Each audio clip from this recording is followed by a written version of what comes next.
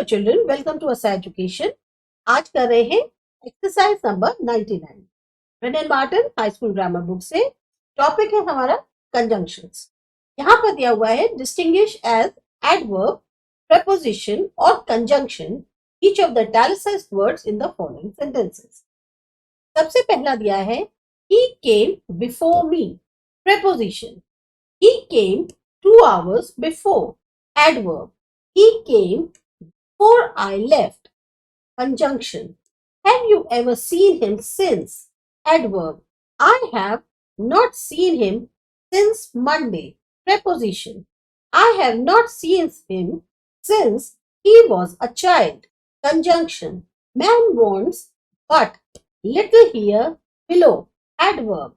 he earns for nothing but money, preposition। he shall go but you will remain, conjunction। he arrived after the meeting was adjourned, conjunction। he arrived after the meeting, preposition। he arrived soon after, adverb।